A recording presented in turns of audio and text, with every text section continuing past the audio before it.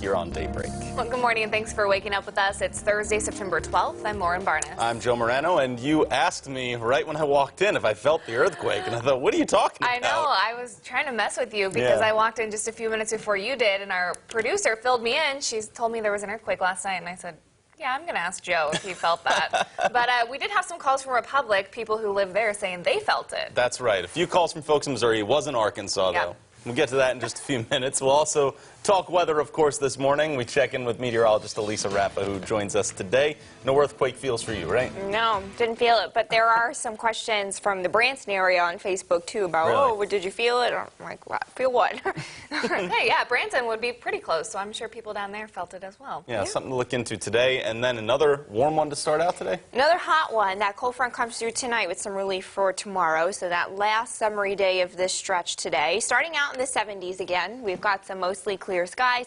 Those temperatures are in the lower 70s again this morning. It's 74 degrees in Springfield on steady south and southeast winds at 10 miles per hour. Mostly clear skies again this morning. Some dry roads as you head to work and school. It's 73 in Harrison, 68 in Branson, and 70 degrees in Fort Leonard Wood. Dew points in the upper 60s and lower 70s. By now, you know what that means. It means that it feels humid out there again this morning. Dry roads as we head through the entire day today. I don't expect any rain until the overnight hours, so you get home from work and school dry. Another hot one by dismissal. Kids, 92, feels closer to 100. Very similar to the last couple of days that we've had this week. Our cold front comes through tonight with an isolated severe threat up to the north and west. We've got to talk about this. Plus, it brings us some brief relief about 2 days, not as hot before the heat returns. Your full forecast is coming up in 10 minutes. And we do want to start by letting you know about that breaking news as residents woke up to an earthquake at about 2 a.m. this morning in Gassville, Arkansas. The United States Geological Survey confirmed the 3.7 quake struck at about 1:42 a.m. The Twin Lakes area is considered part of the New Madrid seismic zone, which covers parts of Illinois, Indiana, Missouri, Arkansas, Kentucky, and several other states. Kenneth Davis continued his court appearance in Greene County yesterday. He's accused of 7 counts of abuse or neglect of a child, but also in a separate case, he faces charges in Dallas County in the death of 2-year-old Kinsley Kilgore. Yesterday morning, Davis took the stand and mentioned incidents that witnesses had previously brought up. There was the time where he and the alleged victim went to a creek to swim, and she sustained injuries from that trip. He claims that the victim accidentally fell and got hurt on some rocks. During cross-examination, though, the prosecution claimed Davis's story changed about what happened at the creek. And you indicated that you have... And your testimony today is that the accident occurred as you were leaving the creek. She ran ahead of you and fell down in that brush. Yes. Now, isn't it true that you told Jennifer Flood that she had had the accident on the way to the creek? No, that's not true. So you did not tell Jennifer Flood that, in fact, that as soon as you got there, took off out of the van, you yelled at her to stop and wait for you, but as she neared the trail, she fell. No, that is not true. All right, so you deny telling that to Jennifer Flood? Yes, I do. All right. The trial will continue today with instructions to the jury, closing arguments, and then deliberations. It's also your right to know in another criminal case, a verdict was reached in the murder of a Buffalo farmer. 70-year-old Carol Ford, as you see here, he was found stabbed to death in Buffalo in November of 2017. Yesterday, a judge decided Adam Redding was guilty of first-degree murder and armed criminal action. Redding was a farmhand on the Ford property. Ford's wife found him stabbed 30 times near his barn. Redding admitted he had been drinking before getting to work that day. The conflict between the two apparently started because Redding admitted he forged checks using Ford's name. Redding will be sentenced on October 11th. Another crime update to pass along. A Marshfield woman was sentenced in federal court for her involvement in a conspiracy to distribute meth. Jamie Deem will spend the next 9 years in prison after being convicted of transporting meth and heroin between 2014 and 2018. She admitted that she had traveled to 3 different states and the St. Louis area numerous times to get those drugs to Springfield.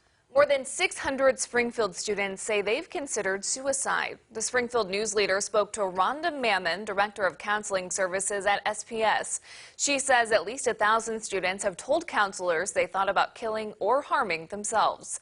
The statistics are from last school year, kindergarten through 12th grade. Mammon says most of the reports are from high school and middle school, but the elementary age group is increasing as well. The district set aside extra money in the budget to put towards suicide prevention training for teachers. Plus, SPS has partnered with Burrell Behavioral Health to provide case management and therapy for all schools that feed into Hillcrest. Hundreds of students have already enrolled. We have new information on how taxpayer dollars were used during former Governor Eric Greitens' legal case back in 2017. An audit released by Nicole Galloway shows that during a legal battle over Greitens' use of a confidential messaging app, the governor's office used a little more than $201,000 to cover expenses. Almost $23,000 from the Attorney General's office was also used. The lawsuit alleged that Greitens' office used the app called Confide to subvert Missouri's open record laws. The case was later dismissed. Neither the governor's office or the attorney general's office commented on this new information, though. Also happening around the Ozarks, something you might have missed yesterday from the anniversary of 9/11. A 20-year-old firefighter spent the day paying tribute. Austin Umstead is a firefighter for the Lebanon Rural Fire Protection District. He stood on the bridge over I-44 all day long in full uniform. Talk about hot. With the flag raised over his head, he began at 10:30 in the morning and went into the night. He says he wanted to do something different to memorialize those lives lost. 9/11 is always a real important thing to me every year, so I wanted to do something different this year instead of just going to the memorial service or just kind of sitting around praying and thinking about stuff.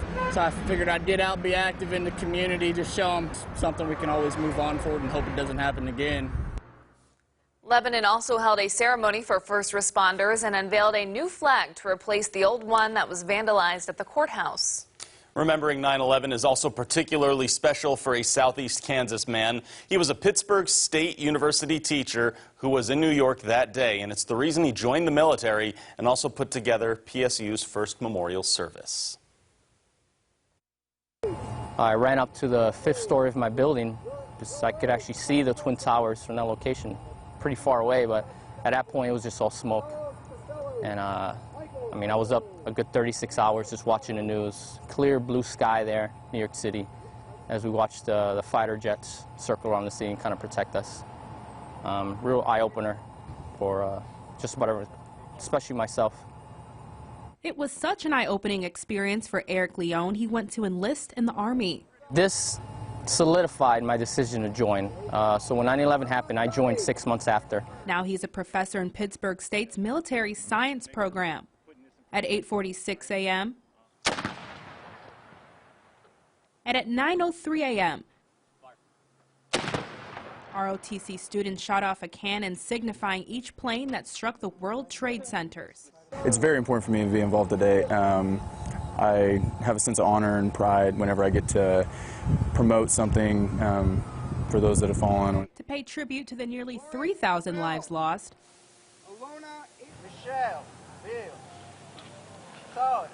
cadets did push-ups honoring each victim. So hearing the names and being able to really do something for each individual was a really enlightening experience. As their captains read 2,977 names, the cadets did not break their stance. The experience, something captains hope resonate with their cadets. The pain you go through doing 2,977 push-ups is nowhere near the pain that the family and friends and loved ones of those individuals on 9/11 went through. And Bryce Johnson is actually in his 14th year of service now, as it took cadets 3 hours to complete those push-ups. Still ahead for you this morning on Daybreak, Purdue Pharma may have a settlement figured out. And the October tariffs against China have been postponed. We'll explain in your Money Watch coming up. From Color 10 Ozarks First, Lauren Barnes, Joe Morano, and weather with meteorologist Elisa Raffa. This is Color 10 News Daybreak.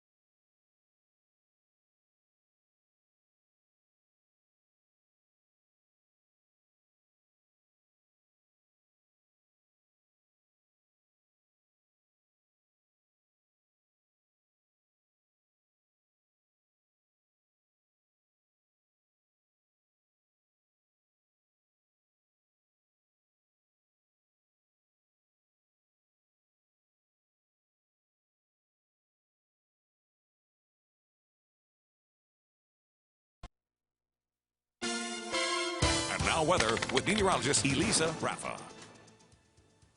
Our sizzling September continues. Temperatures in the lower 90s yesterday, of course, well above average. 91 was that high in Springfield, above the average of 82 degrees. And again, close to a record. 91 was the high. The record stands at 96 from 2000. We were just 5 degrees shy and, of course, over 10 degrees above average. So now that puts our sizzling September at 7.4 degrees above average, with 10 of the first 11 days of the month all above average. And we had about 9 or 10 days in the 90s already. So again, a sizzling September so far. Mostly clear skies out there this morning. Another warm start at 74 degrees on south and southeast winds. It's 70 in Branson, 73 in Harrison, and 73 in Camdenton this morning. Dew points are in the upper 60s and lower 70s. So again, that's giving way to a pretty humid start out there this morning. Just another summery, sticky feel. We're keeping this warm and humid summery air mass in place on south winds ahead of a cold front that's still up to the north and west. You see this relief? Well, that gets here by tomorrow once this front comes through tonight. So that front is generating showers and storms, especially up along the warm front in the Great Lakes area. And we'll have this arrive as we head through the overnight tonight. So today is going to really be just another mostly sunny, hot, and humid day with those south winds. I don't really expect much action from this front until around sunset time, if not later, and it starts up to the north and west and then pushes through on the overnight. As we do that, we could pop a stronger, severe storm to the north and west for some communities like Clinton and Nevada, Stockton maybe too. This would be early on once the line gets here, and we're looking at mainly the threat of damaging winds and large hail. We could see those hail stones up to quarter size, damaging winds up to 60 miles per hour, locally heavy rain and frequent lightning. So again, a dry day today, temperatures in the upper 80s and lower 90s again. Showers and storms start to creep into the Ozarks to the north and west by about 8 o'clock. We're looking at these storms getting to the I-44 corridor by midnight. This is the area that we could pop 1 or 2 strong to severe storms, because then look what happens. We lose the juice and the storms really break up south and east of the interstate. You could still see some showers and storms, but they won't have that organization or intensity that they will up to the north and west. And then we're mostly dry by tomorrow morning, maybe a few clouds and maybe a few showers left behind, but we should be smooth sailing on the roads. Couple of clouds left behind tomorrow afternoon, with temperatures cooler in the low to middle 80s. That feels like, again, today approaches 100, but look what happens once the front comes through. A little bit more comfortable tonight, and then that real feel will be at the air temperature through tomorrow, so feeling like the 80s. It's a short-lived relief, though. That front comes through, and then just a day or two later, we build back that summertime dome of heat and humidity for the end of the weekend and into early next week. So we stay pretty summery. 92 today. We'll have 2 days a little bit closer to average, especially on Friday. Then we're back in the lower 90s by Sunday and Monday of next week, which is again about 10 degrees above average. Mostly sunny, hot, and humid today. That high gets to 92 degrees, 69 overnight. Those showers and storms rolling through by tomorrow. A little bit cooler, 84 degrees. We could still linger a storm to the south. The front might stop a little bit, but for the most part, just a mix of sun and clouds. We'll have temperatures not as hot on Saturday, heating up again on Sunday. We're looking at that summertime heat and humidity hanging around through early next week.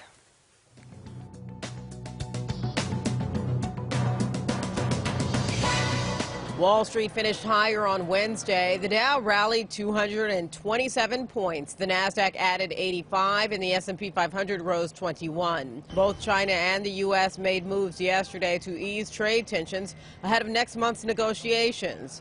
First, China announced a tariff exemption for some products, sending tech stocks higher.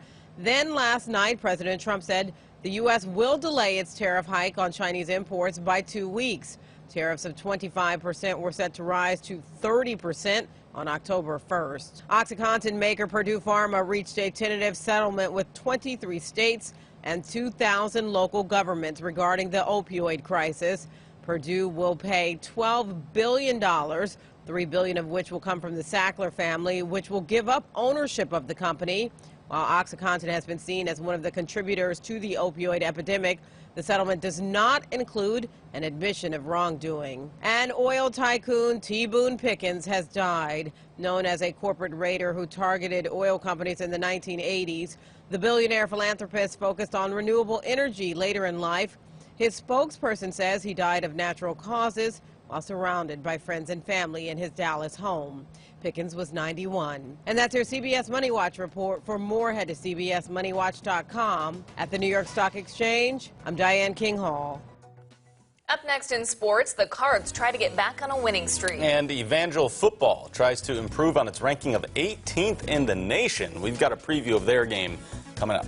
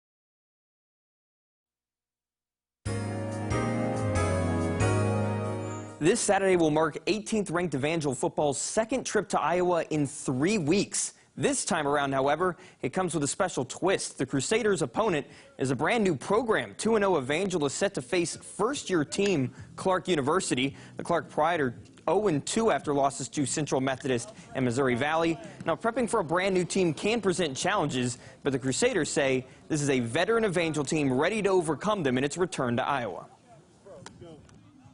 Don't have as much film on them as other people, but yeah, we do have 2 games. But you know, it's still football. And at the end of the day, you know, our true competitions are ourself, really. You know, to be able to play at the highest level. And so, yeah, it's a challenge from a little bit of lack of film, but at the same time, it's still just football. You know, our kids, we've got a veteran ball club, so they've already been there, done that, so they've experienced it. The coaches have as well, and so it's just kind of an old hat for us. So we'll just get out there and just you know, pull with the punches. Now, the Crusaders kick off against Clark and Iowa at 1 o'clock Central on Saturday, and by then, we could be talking about a completely different playoff picture in the NL Central. St. Louis entered the day on Tuesday, 4 games up on the Cubs. Again on Wednesday, facing Colorado that day. Paul Goldschmidt, the lone run Tuesday, gets the first one Wednesday, double down the left field line to score Fowler for a 1-0 lead, but the Rocks strike back in the 5th. Tony Walters doubles to right. Sam Hilliard comes all the way from first. We got a tie game at 1, and the following inning, Ian Desmond gone. A solo shot to left center and over the wall as the Cardinals fall to the Rockies 2-1 for the second straight night. Outside the division, Kansas City Royals bounced back from Tuesday's loss in a big way Wednesday. 4 home runs from Kansas City as they topped the White Sox on the road 8-6 to set up a rubber match today. I'm Matt Vereen with your Thursday Morning Sports. All right, things still looking all right for the Cardinals. Still in first place. Not too bad. At the top there. Yeah. Playoff push. With a few games or a few weeks left, so there we go. Not too bad. This morning, as we look outside right now, people have been waiting on this cold front we keep talking about to come in, and I know. Still feeling like summer. 70 right now at this hour in the morning. That's 10 degrees above average. Average for this time of year would be 61 to start. Could you imagine what 61 degrees would feel like? I feel chilly, right? Right. But starting out warm again. We've got dry roads in Branson with calm winds and, of course, those dew points pretty humid. 70 degrees in Branson right now. It's 71 in Monette and 74 in Springfield. Humid conditions on that muggy meter map there. As you take the pup out, again, it's going to be another hot and humid one. Temperatures in the lower 90s by the end of the day, so make sure the both of you are hydrated. Again, if you want to go for a run, I say do it early because we'll have that heat and humidity crank by this afternoon, putting you at a greater risk for dehydration. When that front comes through tonight, we could pop 1 or 2 strong to severe storms, especially up in that yellow slight risk from Clinton back down to Nevada. The threat would be for quarter-size hail and 60-mile-per-hour winds. You can see Futurecast keeps us dry all day. Temperatures in the lower 90s. Those storms don't really peak into our north and west counties until about 8 o'clock tonight. They get to the corridor of I-44 by about midnight. That's where we could keep that severe threat, and then it goes to the south and east and breaks up. Maybe a couple of clouds and a storm left tomorrow, and then we're having a mix of sun and clouds tomorrow afternoon. We'll get the feels like near 100 today, and then that front brings some temporary relief for tomorrow. Temperatures and that real feel in the 80s. So if you want to do some fishing, I caution the early morning fishing tomorrow.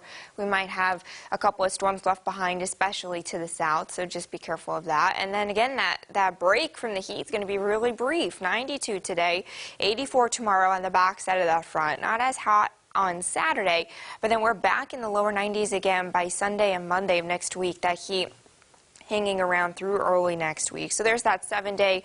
Storms late today, maybe a storm early tomorrow. We get that brief break of some 80s Friday and Saturday, heating up again already by Sunday. Coming up next, the field of Democratic presidential candidates is narrowed down to 10. They'll take part in a third debate tonight. We'll have what to expect from Houston when we return.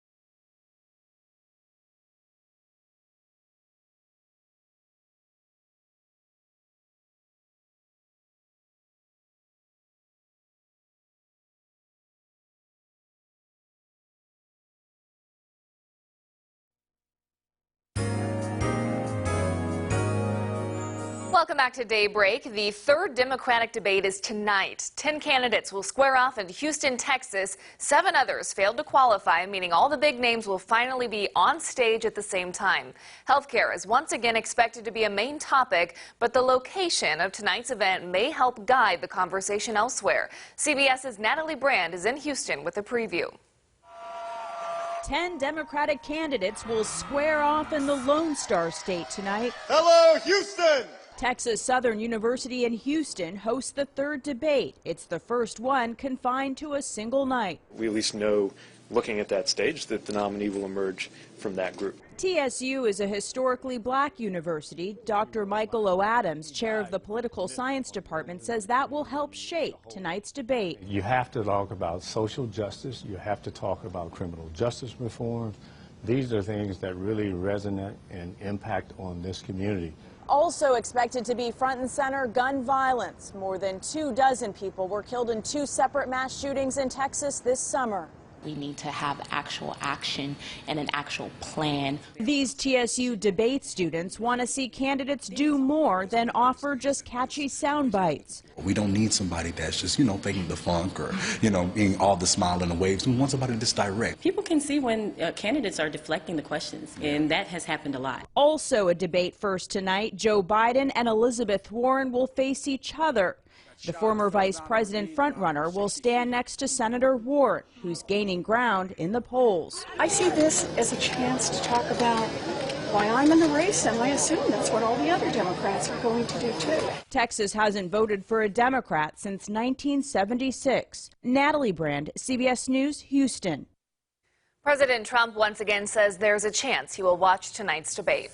Still ahead for you, the city of Branson is looking to sell some of its surplus property. Plus, the Trump administration is looking to ban thousands of popular vape flavors. Good morning. My name is Riley, and I go to Cowden Elementary School. Today is September 12th, and the lunch menu is orange popcorn chicken, grilled ham and cheese sandwich, brown rice, vegetarian, baked beans, and fresh oranges.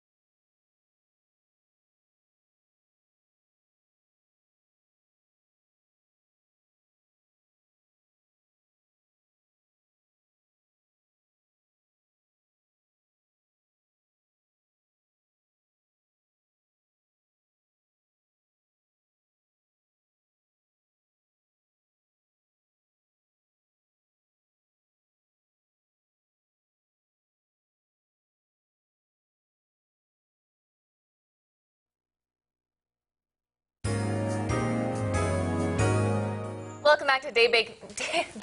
I'm surprised it's never happened before. Going to be one of those mornings. I guess so. It is Thursday, so we're almost there. It's September 12th. I'm Lauren Barnes. And I'm Joe Morano. Of course, we all need the weekend to reset, and we're almost there, as he said. We are. Actually, speaking of baking, I have a funny story for you guys. Meteorologist Lisa Raffa just joined us. I had an Amazon fail yesterday. I tried to order some gummy vitamins. Yeah. And they came in one clump. They melted. Oh, all together. And the thing is, I went out to the door and got them as soon as I got notified that they were shipped to me, but I think on the truck or however they got there, they must have melted because it's been so stinking hot. Did you eat it? A lot of nutrients all at once. I take them back. I don't know if I should. I mean, that's what I get for not just going to Walgreens. Yeah.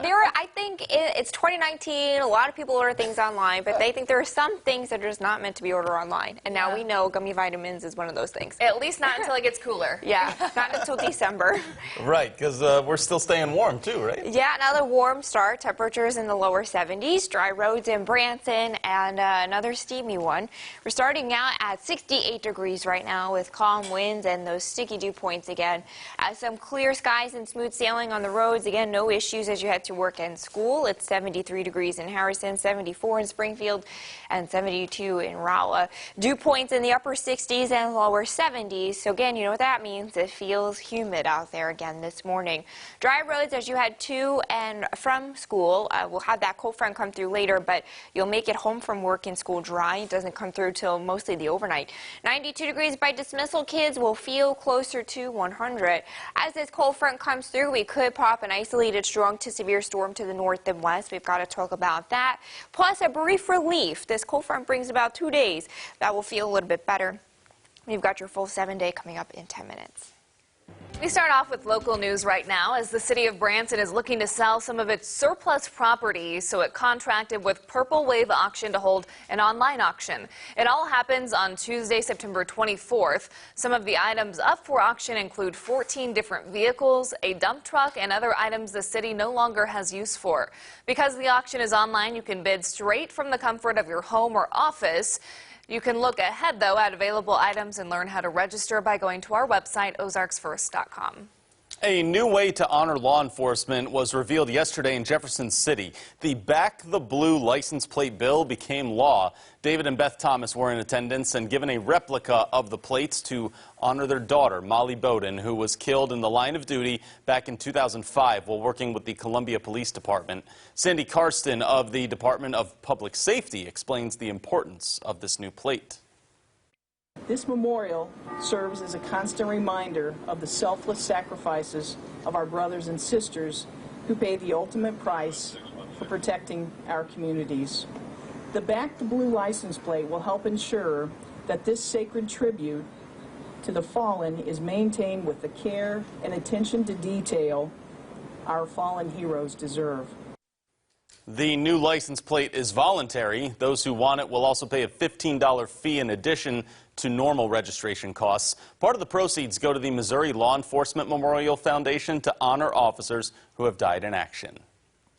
In your news around the region, prison officials confiscated the drug K2 before inmates got to it. The Arkansas Department of Correction announced this week that a backpack full of the dangerous contraband was found in a field where inmates work. They say it was dropped there to be smuggled in by a working inmate. In it, they found 1.5 pounds of K2, which is a synthetic marijuana. The communications director tells us, though it doesn't seem like that much, just one drop of it could be enough for every single person in the prison. In the last 2 years alone, K2 accounts for 39 prisoner deaths. We move to some medical coverage for you this morning. The Trump administration is preparing to ban thousands of flavors used in e-cigarettes. The FDA will develop guidelines to remove all e-cig flavors except tobacco from the market. Kelly O'Neill shows us how Arkansans are among those impacted by what health officials call an epidemic in underage vaping. It's a huge, huge problem in our middle school and our high school. I mean, kids are doing it even inside the classroom. They're doing it in the bathrooms. They're not trying to hide it at all. Federal health officials say preliminary data shows more than 1 in 4 high school students reported vaping this year, compared with 1 in 5 students in 2018. Prairie Grove mom and nurse Renee Maloof says Northwest Arkansas is no exception. And parents need to educate themselves and know what these different types of vape cartridges look like. On Monday, Arkansas legislators held a committee meeting to call for an interim study on the health effects of vaping. I can attest to the fact that vaping is of epidemic proportions within the schools. And this isn't just Bentonville schools, this is all schools. Debbie Jones, Bentonville Superintendent of Schools, called the marketing of e-cigarettes and other vaping devices strategic towards youth. In our school district alone, we have seen a 420% increase since 2016. She says a recent vaping incident in Bentonville schools prompted nurses to administer 2 shots of Narcan to a student. But a female shared it with 3 other females, and the first one to take the hit off this was unresponsive. The school district is testing to see if it was laced with some other drug. While the federal government works to ban thousands of flavors used in e-cigarettes, Maloof says parents have more of an important role to play. We're going to have to do a lot of education within our schools and within our homes with our kids in order for us as a society to get on top of that. And we're starting out with some warm temperatures this morning. Already 74 degrees in Springfield. Another summery day. We've got to talk about a cold front that brings us an isolated severe threat and a cool down. Your forecast is up next.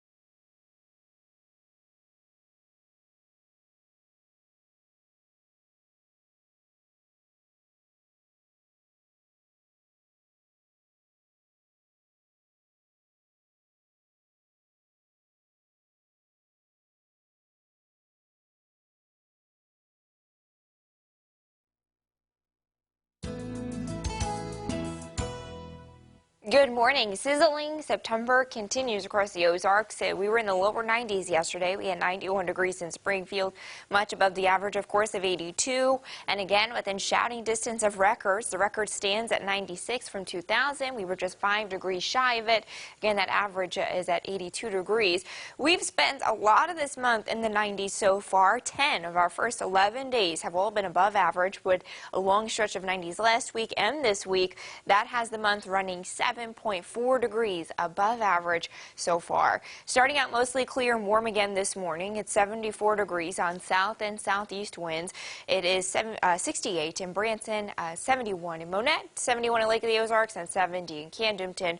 Dew points are right behind those temperatures in the upper 60s and lower 70s. So again, you know by now that means that it's humid out there on this muggy meter map. We're keeping this summery air mass in place ahead of our next cold front, so the southerly winds keep us pretty hot and humid today. You can see some of that relief that gets here by tomorrow on the backside of that front. For now, the front is sparking showers and storms from Nebraska through Iowa and then stretching into the Great Lakes area. It doesn't really get here, though, until tonight. So we spend the whole day dry, mostly sunny, hot, and humid. Then we'll have that front approach late in the evening up to the north and west.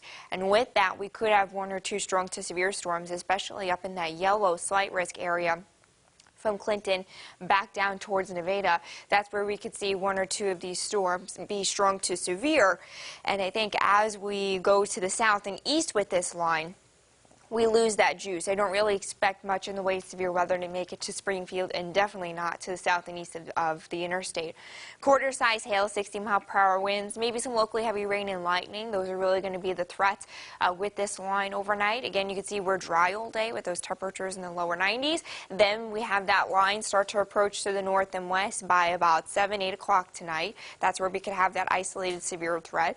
It makes it to the I-44 corridor by about midnight, and then look what happens. It breaks up as you go south and east overnight. You can still have some showers and storms, but it's going to lose its organization and lose its juice. Shouldn't have too much in the way of rain by tomorrow morning. Should be mostly dry but cloudy commute, and then maybe a storm or two to the south tomorrow as that front hangs out, but we'll have temperatures be cooler. Look what happens to that feels like. Feels like up near 100 today, and then we bring in that relief overnight tonight into tomorrow, where tomorrow's real feels will be at the temperatures in the 80s. Then that's it, guys. It's pretty short-lived. The front kicks out, and then another area of summertime heat and humidity, that dome, that ridge or high pressure, that builds back into the Ozarks by Sunday into Monday. So we're looking at only about 2 days of relief. 92 today, 84 tomorrow, some upper 80s on Saturday. So Friday and Saturday a little bit closer to the average of 82, especially on Friday. Then we're back in the lower 90s already by Sunday and Monday as that high pressure comes back with south winds, and we stay pretty summery as we head into early next week. Mostly sunny skies today, 92 degrees, hot and humid, 69 overnight. That line of showers and storms rolls through. Remember, we could have 1 or 2 strong ones. 84 by tomorrow, cooler with a mix of sun and clouds. Maybe a storm to the south, especially early. Not as hot on Saturday. We start to heat up again on Sunday with some temperatures back in the lower 90s. The heat hangs around through early next week. Coming up for you, what we're expecting the EPA to announce later today. And the last missing victim from the boat fire in California has finally been located.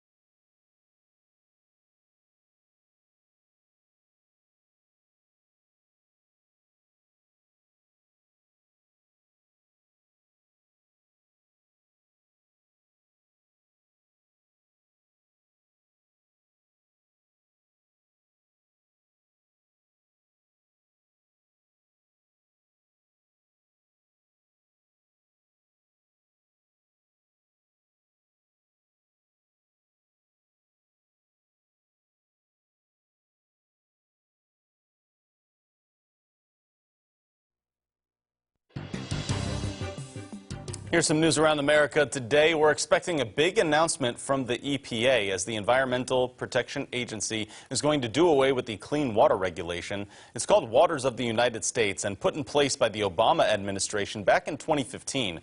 It lays out what bodies of water are protected under the Federal Clean Water Act, including streams and wetlands. Republicans have called it government overreach, but Democrats say it's necessary in order to prevent pollution.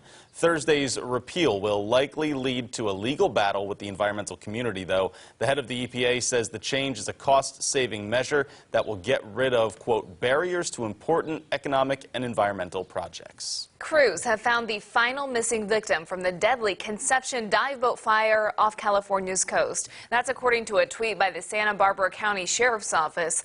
34 people lost their lives when the Conception went up in flames and sank in the early morning hours of September 2nd off of Santa Cruz Island. 5 people survived, all of them crew members. The Sheriff's Office added that DNA testing is being done to confirm the identities of 7 of the victims. The Coast Guard will examine contributing factors, regulatory compliance, and safety equipment. That investigation could take a year or longer. The former California judge who was recalled after the Brock Turner case has been fired from his new job as a high school tennis coach. The school district said Aaron Persky applied and successfully completed all of the district's hiring requirements. But a day later, the district said his employment had ended, saying, quote, "It is in the best interest of our students." You may recall in 2016, Persky sentenced Stanford University swimmer Brock Turner to 6 months in jail for sexually assaulting an unconscious 23-year-old woman. Still ahead, your entertainment news is up next. Scarlett Johansson and Sam Rockwell teaming up for a new film. Plus, Rihanna makes a fashion statement with Amazon. We'll be right back.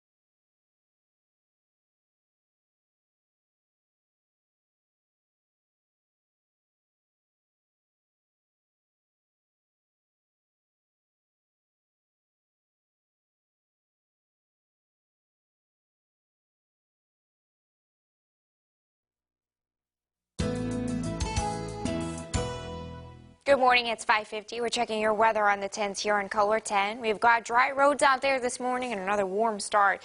It's 70 degrees in Branson. We've got dry conditions, clear skies, so some smooth sailing again as you head to work and school. Just warm. 73 degrees in Harrison, 70 in Fort Leonard, and 72 in Mountain Grove.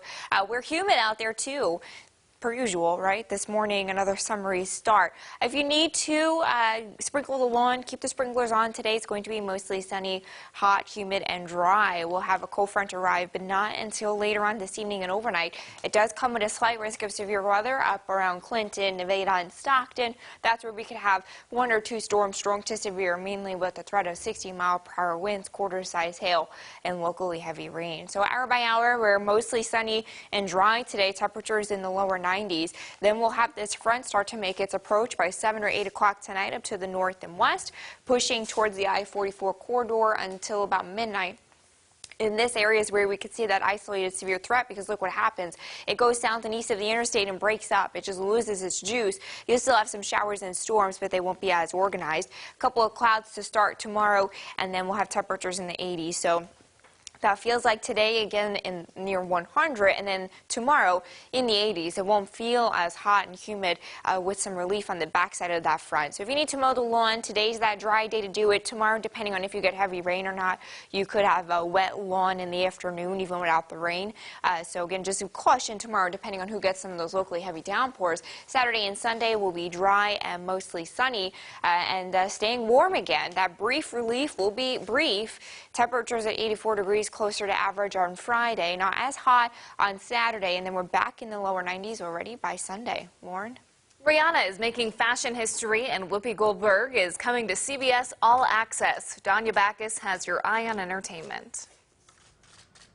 Rihanna and Amazon are making fashion history. Women are to be celebrated, and that's what Savage X represents. We celebrate women here. The music star turned fashion designer debuted her new fall-winter 2019 Savage X Fenty collection at New York Fashion Week. The show had an all-star lineup of performers, including Halsey, Big Sean, and Migos. But you'll have to wait to see it. The Savage X Fenty show will stream exclusively on Amazon Prime Video on September 20th. It's time to burn some books! Taika Waititi's Jojo Rabbit had its world premiere at the Toronto International Film Festival this week. I don't think I can do this. Russ? Of course you can. The movie, a satire starring Scarlett Johansson and Sam Rockwell, tells the story of the end of World War II from a 10-year-old boy's perspective. Jojo, played by Roman Griffin Davis, is a Nazi kid who finds his family is hiding a Jewish girl. To top it off, Jojo has an imaginary friend who happens to be Hitler. The film is scheduled to be released October 19th. And Whoopi Goldberg is set to star in The Stand, an adaptation of Stephen King's novel at CBS All Access. Goldberg portrays Mother Abigail, a prophet who receives visions from God and guides survivors of the superflu. The Stand, a 10-episode miniseries event, is coming exclusively to CBS All Access. That's your eye on entertainment. Danya Backus, CBS News, Los Angeles. All right, stay with us. We are back to wrap up our 5 o'clock hour of Daybreak in just a few minutes.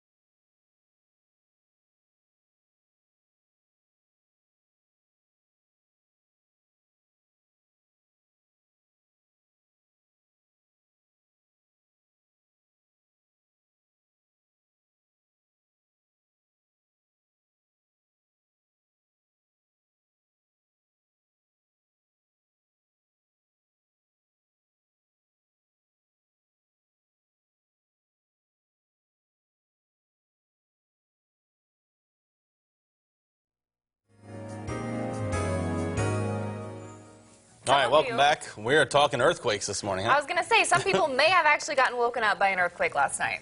Not me. Not me. Some to the south of us, though. Yes. And let us know. That's what we want to know, right? Yeah, we have a poll up on our Color 10 Curtain Facebook page. We'd love to know if you felt it, and if so, where you're at. You should also do that on the USGS page, Citizen Science. That's how they know how far it got, so do that there, too. We'll be right back.